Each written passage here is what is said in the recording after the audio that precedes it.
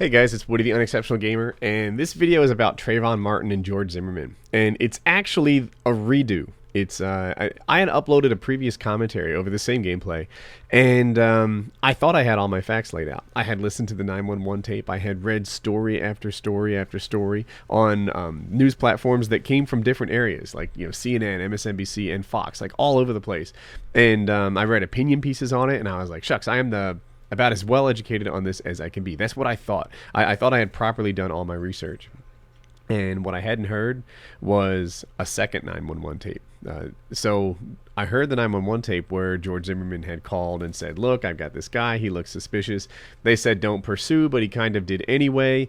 And knowing stuff about George Zimmerman, knowing that he volunteered at like community outreach programs, knowing that all the like a core of the this guy's racist thing was based around the word coon in his call, which was really difficult to hear. It didn't sound like coon to me, and he's saying it sounded like confused, which I can kind of get. You can't figure it out. And this whole coon thing I think is unlikely because it's not even a word in like anybody's everyday vocabulary anymore, unless you're like 110-year-old Louisiana guy or something. But so it was like, wow, this guy, knowing that he volunteers at programs, like volunteers his time, not just his money, at places that are, primarily dedicated to helping young black men, I thought, he's probably not racist. There's probably some sort of thing going on here. And then I heard the other 911 tape. Then I heard the 911 tape where a neighbor called 911 and said, there's somebody out here screaming for help. And you can hear him like screaming for his own life. That maybe I'm inferring something there. I don't want to get any facts wrong this time. But you can hear what is clearly the young guy, right? Just looking at the two people, you can guess whose voice will come from whose. And you can hear Trayvon Martin screaming in, I want to imply fear. That's what it sounded like. And then you hear the gunshot. And as I'm listening to this, I had heard something about him screaming, but it was like, I don't know if he screamed before or after the gunshot. I can't.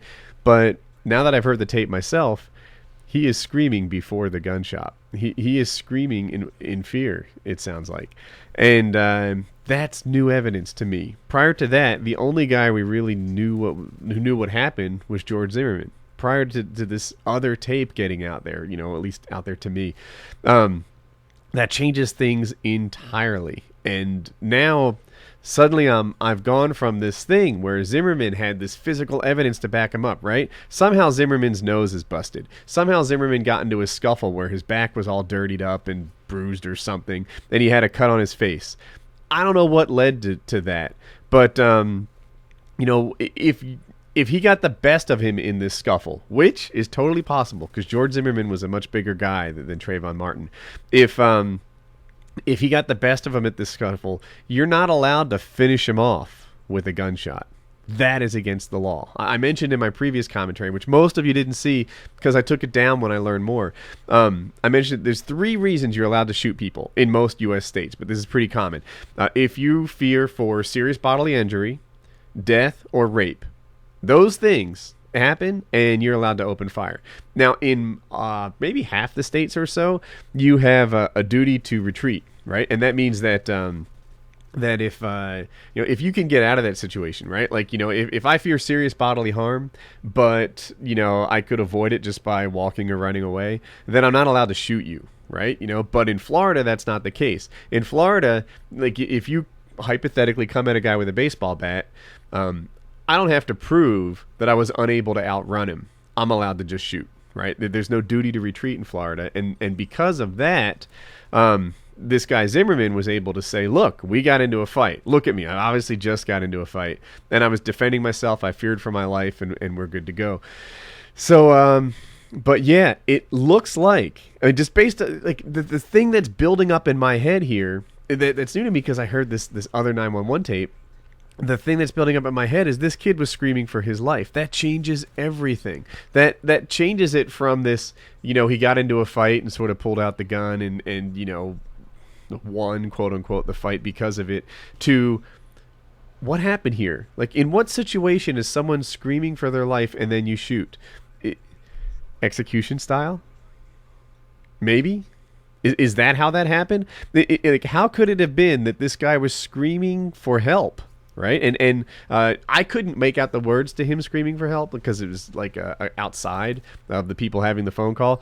But the people relaying the info to 911 clearly said, like, he's screaming for help. He needs help. You got to get here. And